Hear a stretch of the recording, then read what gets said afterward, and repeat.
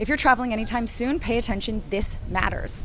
I'm Eliza Orlins, career public defender for 15 years in Manhattan, and right now I'm in Puerto Rico for Somos, where New York leaders come together every year to talk policy and community, and honestly, I don't even know if I'm going to be able to get home. Transportation Secretary Sean Duffy just announced the FAA will cut flight capacity by 10% at 40 major airports starting this Friday morning, affecting up to 4,000 flights a day. Why? Because air traffic controllers haven't been paid since October 1st. They're exhausted, working mandatory overtime, some taking second jobs just to afford gas and childcare.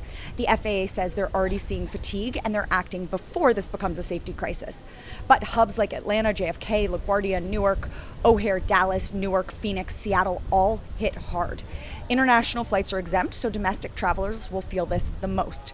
And here's the context you aren't hearing in your travel alerts. This shutdown is happening because Republicans are demanding cuts that would make healthcare unaffordable for millions of Americans. And at the same time, they are refusing to fund SNAP despite a court order. They're literally taking food away from millions of families and children.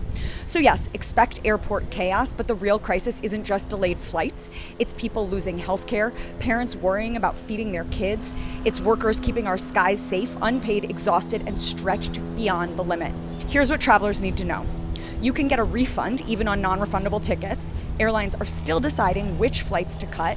Check constantly because changes will be last minute. We are now in week 6 of this shutdown, the longest shutdown in U.S. history, and the FAA administrator says he's never seen anything like this in 35 years.